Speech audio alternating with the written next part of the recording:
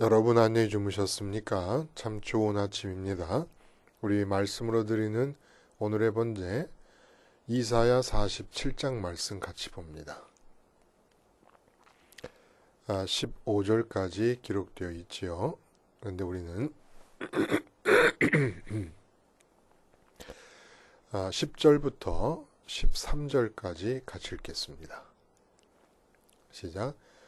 네가 네 악을 의지하고 스스로 이르기를 나는 보는 자가 없다 하나니 네 지혜와 네 지식이 너를 유혹하였음이라. 네 마음에 이르기를 나뿐이라 나 외에 다른 이가 없다 하였으므로 재앙이 네게 임하리라. 그러나 네가 그 근원을 알지 못할 것이며 손해가 네게 이르리라. 그러나 이를 물리칠 능력이 없을 것이며 파멸이 호련히 네게 임하리라. 그러나 네가 알지 못할 것이니라. 이제 너는 젊어서부터 힘쓰던 주문과 많은 주술을 가지고 맞서보라.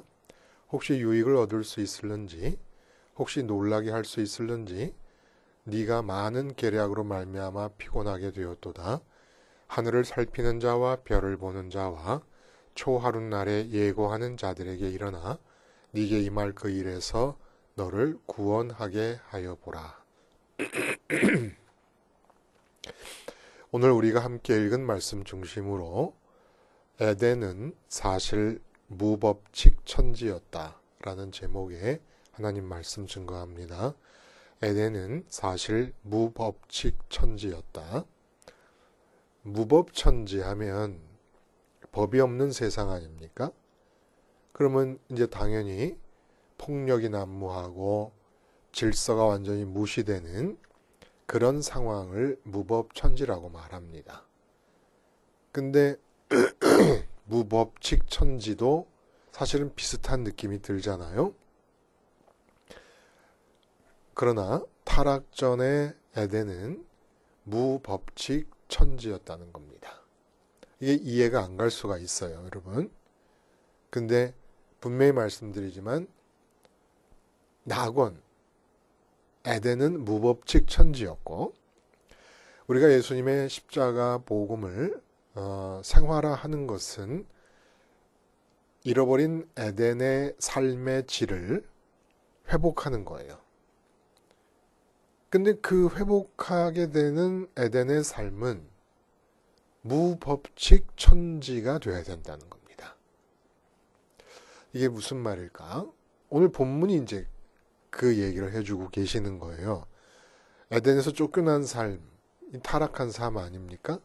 근데 그 타락한 삶의 특징이 앞에서 본 대로 우상숭배였고 두 번째 특징이 뭐냐 하면 법칙 천지라는 겁니다. 법칙이 많아요. 그게 타락한 삶의 특징이고 법칙이 많으면 어떤 일이 일어나느냐? 절대로 기쁜 삶이 불가능하다는 겁니다.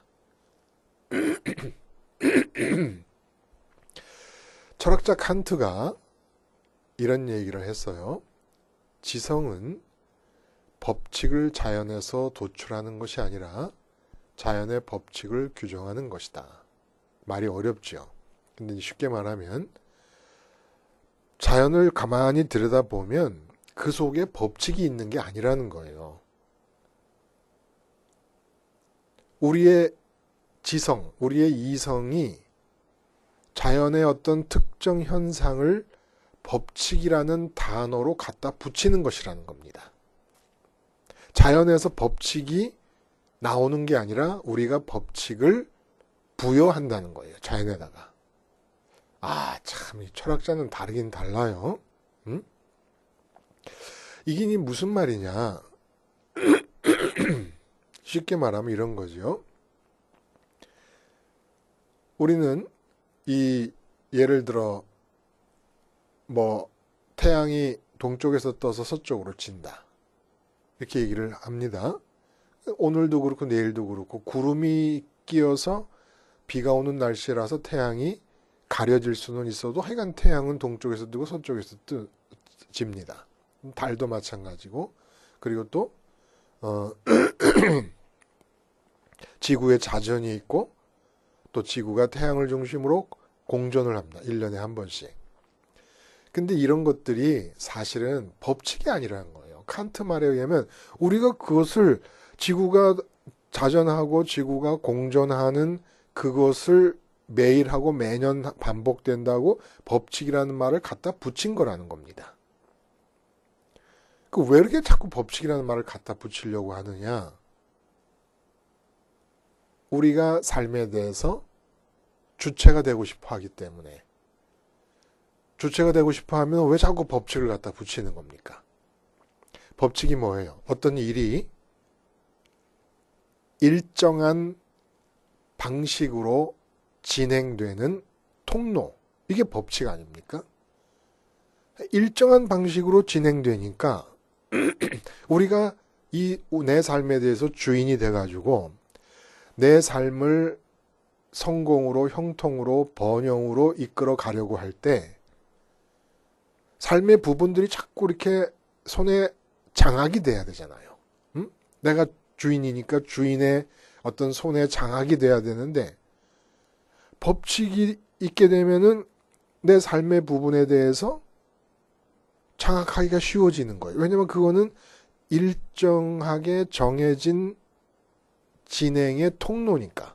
어떤 일이 일정하게 진행되는 통로니까 항상 그렇게 일정하게 진행되니까 내가 장악해서 조정하고 계획하고 여러 가지 일을 추진해 갈 때 아주 쉬워진다는 겁니다.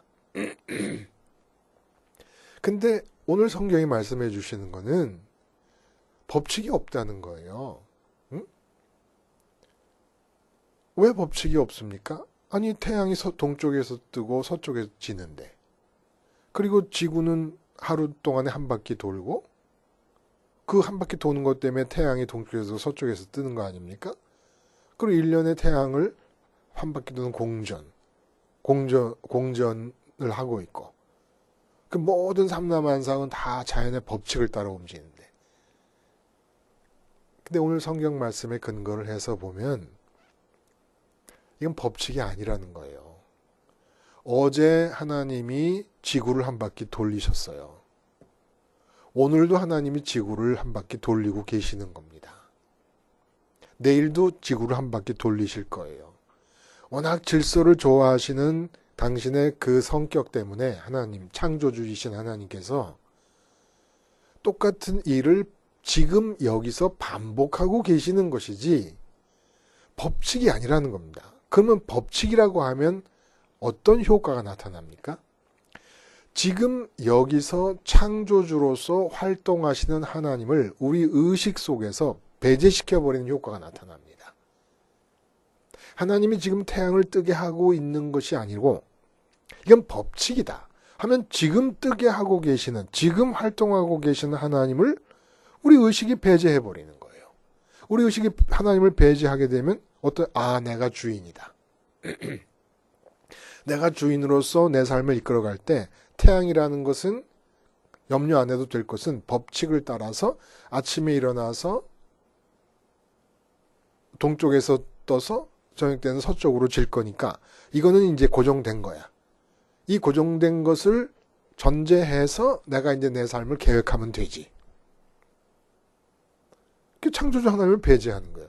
이러한 창조주 하나님의 배제가 극단적으로 일어난 일이 17, 18세기 한창 계몽주의가 일어나가지고 인간은 이성적 존재고 합리성이 최고다 이럴 때에 자연신론, 이신론이라고 그래요. 이신론이라고도 합니다. 자연신론이 이는 이성할 때 이자 데이즘이라 그러는데 창조주를 인정은 해요. 근데 창조주를 어떻게 인정하냐면은 창조주가 이 세상을 완전히 기계적으로 법칙에 의해서 만들어 놨다는 겁니다. 그러니까 우리는 합리성을 가지고 이성을 가지고 그 창조주가 만들어 놓은 법칙을 잘 이해해서 우리가 얼마든지 이 세계 안에서 우리의 삶을 번영으로 형통으로 이끌어갈 수가 있다. 그러니까 창조주는 전혀 개입하시지 않는다. 우리 삶에서 완전히 배제되어 계신다. 기계처럼 만들어 놨기 때문에 이 세상을. 그러니까 법칙의 세계가 된 거예요. 온 천지가. 이게 이제 뉴턴의 기계관적인 세계관의 영향을 받은 것이지요. 응? 그래서 이렇게 돼버리면은 결국 하나님이 우리의 삶에 개입하시는 하나님의 계시, 우리 삶의 당신을 나타내시는 계시라든지 아니면은 기적, 우리 삶에 개입해서 기적, 이런 게 전혀 인정이 안 되는 겁니다. 이건 다 거짓말이다라고 얘기를 하는 거예요. 근데 예수님께서는 백합화 하나를 보시면서 뭐라고 얘기합니까? 백합화가 다년생 국은 식물로서 뿌리가 월동을 하고 나니까 6월이 돼서 이렇게 아름답게 꽃을 피우는구나 라고 하시질 않으셨어요. 백합화를 보시면서 지금 우리 눈에 보이는 이 백합화가 이 현장에서 아버지 창조주께서 입히고 계신다, 이렇게 얘기를 하는 겁니다. 그러니까 월동하는 다년생 국은 식물이라서, 뿌리가 월동하는 그런 다년생 식물이라서 자연의 법칙에 의해서 꽃이 핀 게 아니라는 거예요. 만유 인력의 법칙 같은 것도 물체와 물체 사이에 작용하는 당기는 힘 아닙니까? 그게 중력도 이제 뉴턴이 발견을 했어요. 근데 중력이라는 게 있는 게 아니라는 거예요. 오늘 성경이나 예수님 말씀에 의하면 그냥 하나님께서 지금 저쪽 아르헨티나 우리 반대쪽에 있는 그런 경우에는 바닷물이 중력이 없으면 그 아래로 떨어지거나 뭐 물이 다 흩어지거나 난리가 나지 않겠습니까? 질서를 좋아하시는 성격 때문에 지금도 물방울 하나하나를 다 붙잡고 계시죠. 딴 데로 흩어지지 않게. 중력 때문이 아니라는 거예요. 하나님께서 모든 물체를 서로 당기는 힘이 있는 게 아니라 하나님께서 붙잡고 계시는 것이고 물방울 하나하나도 다른 데로 흩어지지 않게 붙잡고 있는 건데 이걸 가만히 보다가 중력의 법칙이다, 이렇게 얘기를 해버린 겁니다. 이 법칙을 좋아하는 법칙 천지, 에덴에서 쫓겨나서 에덴은 무법칙 천지였어요. 그럼 어떻게 되는 겁니까? 내 속에 혼돈과 공허와 흑암이 있으니까 하나님을 필요로 해요. 판단을 하지 않아요. 선악과를 따먹지 않는 그 법 하나만 있었습니다. 그러면 선악과를 안 따먹으면 삶을 살아야 되는데 판단이 필요하잖아요. 근데 내가 판단할 수가 없어요. 하나님을 필요로 합니다. 하나님을 필요로 해서 하나님이 오시면 내 안으로 들어오셔서 내 속에 있는 혼돈과 공허와 흑암을 물리치시고 하나님께서 내 삶의 주인이 되셔서 살아가시는 그런 삶이었어요. 그러니까 나는 수많은 법칙 대신에, 우리가 붙잡고 있는 그 많은 법칙 대신에 에덴 타락 이전에는 아담이 어떻게 살았다고요? 창조주 하나님을 모셔드려서 창조주 하나님이 지금 여기서 당신의 생각을 펼쳐가시면서 우리 삶이 진행이 됐다는 거예요. 근데 창조주 하나님을 배제하고 나니까 내가 주체가 돼야 되는데 이것저것 말 안 듣는 게 너무 많거든요. 그러니까 삶을 장악하려다 보니까 자꾸 법칙을 발견하고 싶어 하는 거예요. 오늘 본문은 바벨론 멸망을 지금 계속 예언하고 있는 중인데 어저께 본 본문과 강조점이 달라요. 어저께는 바벨론을 강대한 나라로 이끌어 주었다고 믿었던 바벨론의 우상, 벨과 느보 같은 우상들이 처단될 것을 이제 예언을 한 거예요. 그 옛날에는 나라의 부강함이 그 나라가 믿는 신의 능력에 달렸다고 봤으니까 너희가 벨과 누보와 같은 우상들이 너희 나라를 아주 이렇게 강대국으로 만들었다고 믿고 있냐? 그리고 선민들도 그렇게 믿어서 우리 하나님은 힘이 없고 우리 여호와 하나님은 힘이 없고 바벨론의 신들은 힘이 세구나 이렇게 느낄 것이냐? 내가 아주 그냥 다 끝장을 내겠다. 그래서 우상에 초점을 맞췄어요. 바벨론 멸망이 있어서. 근데 오늘은 여러분 한번 우리가 읽은 본문에서 그런 이제 눈치를 채셨는지 모르겠습니다만은 특이하다 할 정도로 당시 바벨론에 발달된 학문과 연관된 언급들이 계속 나옵니다.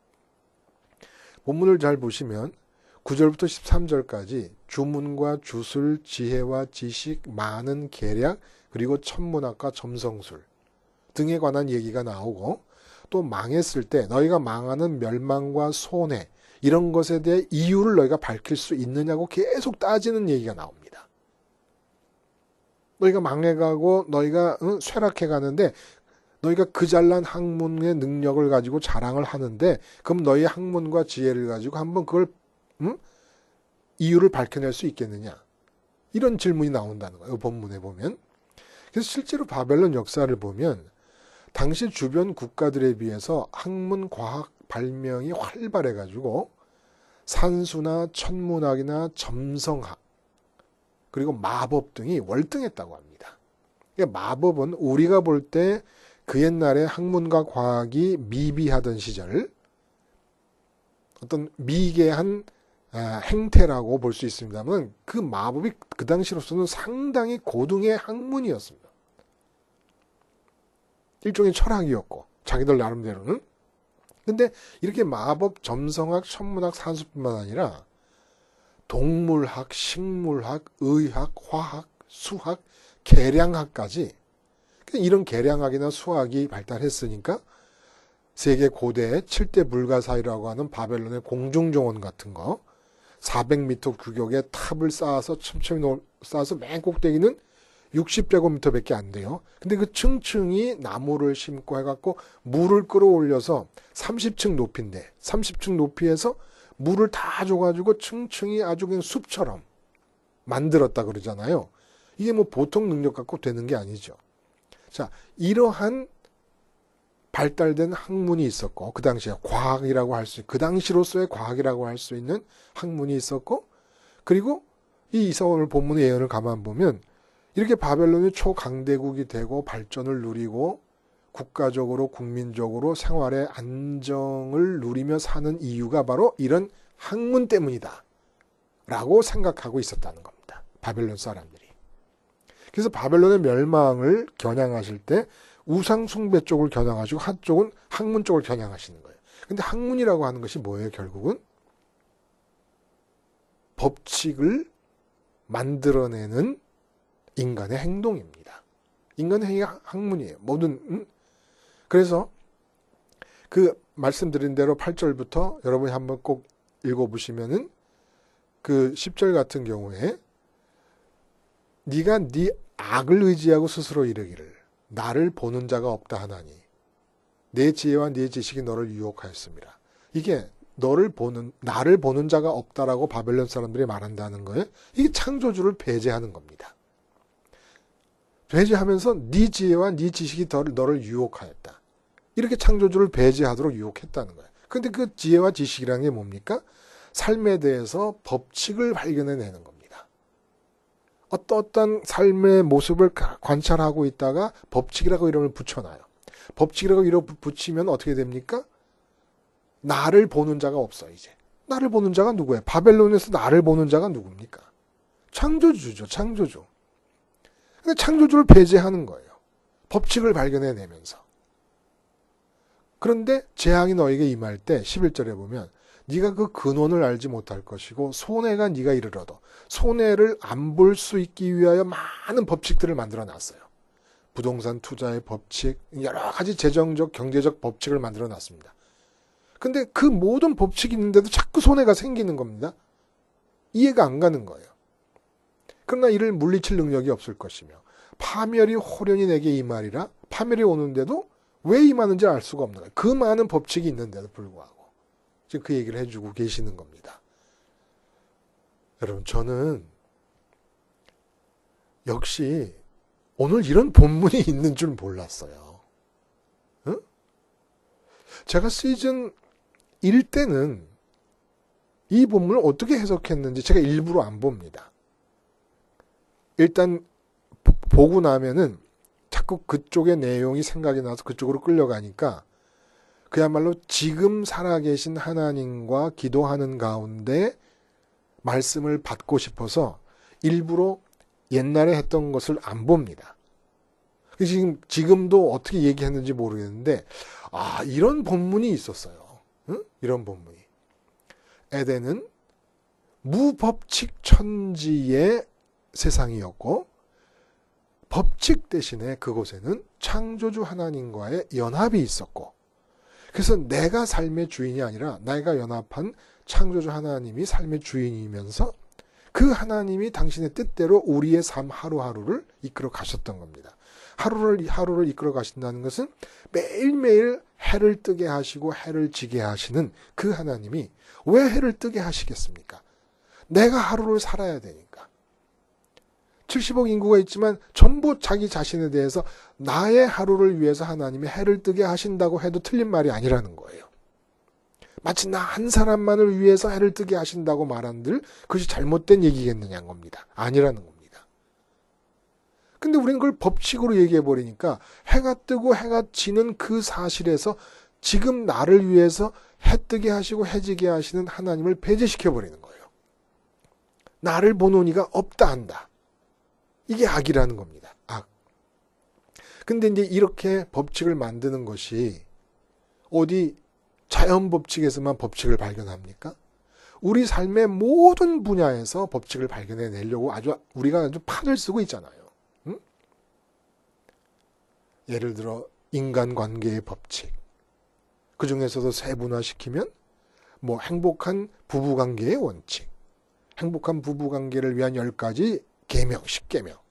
그리고 엘리트 자녀 양육의 법칙. 대화의 법칙. 5분 안에 설득시키는 대화의 법칙. 뭐 이런 거. 그리고 부동산 투자의 법칙. 증권 투자의 법칙. 법칙 없으면 못 살아요. 법칙 없으면. 아무것도 못 해요. 100세 건강을 유지하는 법칙. 비법. 뭐 성공하는 사람들 7가지 습관. 그게 법칙이라는 얘기 아닙니까? 법칙을 따라서 살자. 그 습관이 법칙이 아니겠어요? 새벽형 인간. 새벽에 일어나서 사는 삶의 법칙.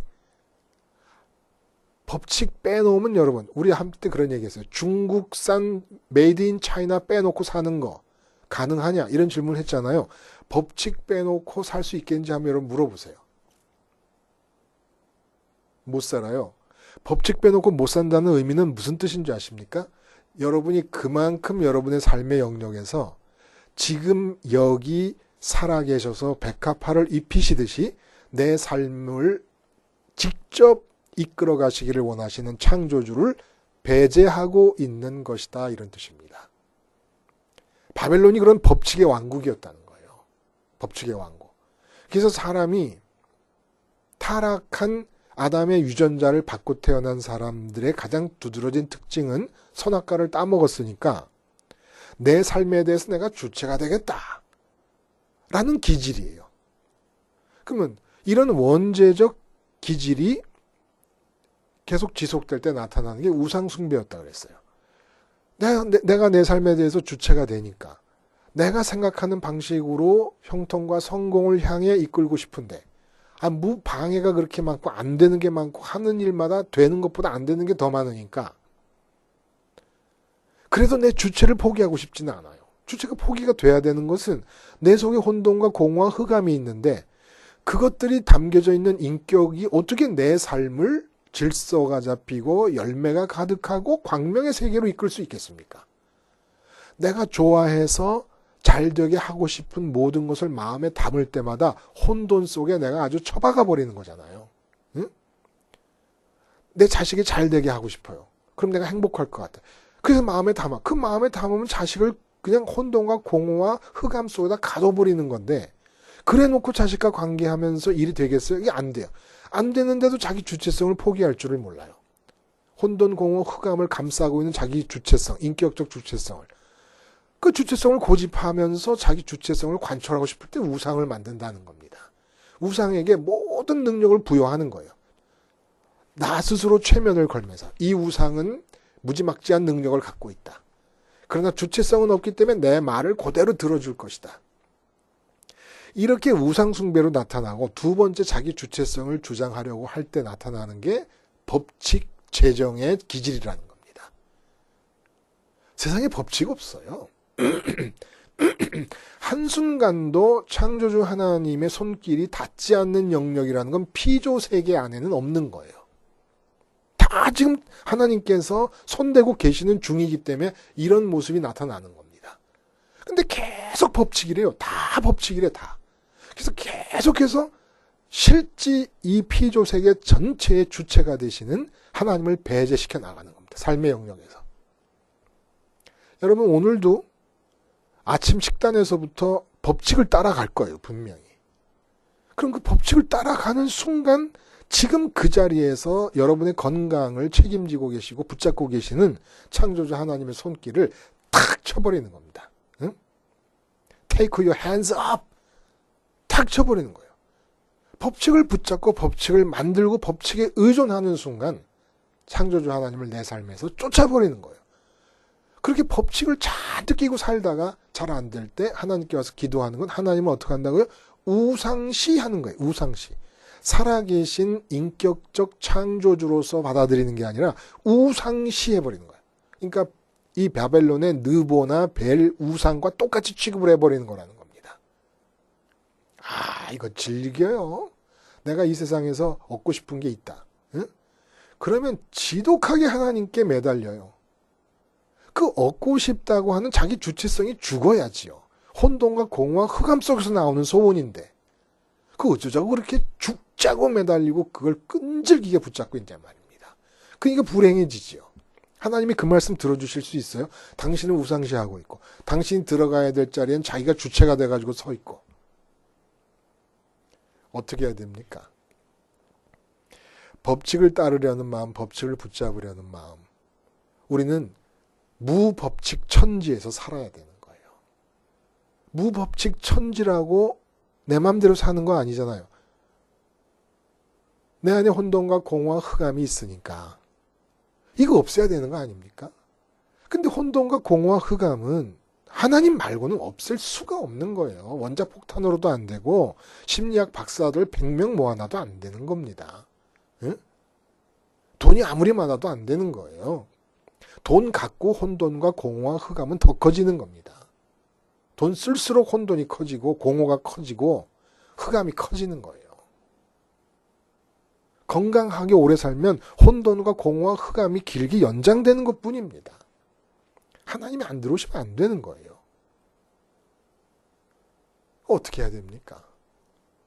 자꾸 이 삶에 대해서 내가 주체가 되고 그래서 판단합니다. 소원합니다. 계획을 세웁니다. 추진합니다. 안 된다고 걱정합니다. 짜증냅니다. 응? 불만이 터져 나옵니다. 이 다 주체성이 살아서 그런 거 아닙니까? 그리고 무슨 법칙이라는 제목의 책만 나오면 사서 보는 거예요. 응?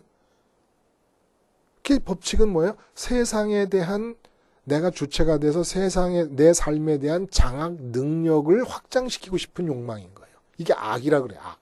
오늘 본문에서 악이다. 네 지혜와 네 지식에 네가 속아서 유혹당하고 있다. 그 지식과 지혜가 뭐예요? 법칙이에요. 법칙. 딴 게 아니라. 아, 이런 법칙이 있었구나. 속은 거예요, 또. 그 법칙대로 하면 됩니까? 법칙이 어디 있어요? 하나님께서 지금 역사하고 계시는 것뿐인데.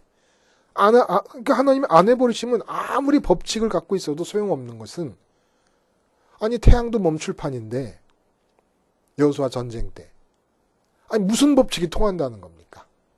아무 법칙도 없어요. 심지어는 우주선 수십만의 부품이 들어가 있잖아요.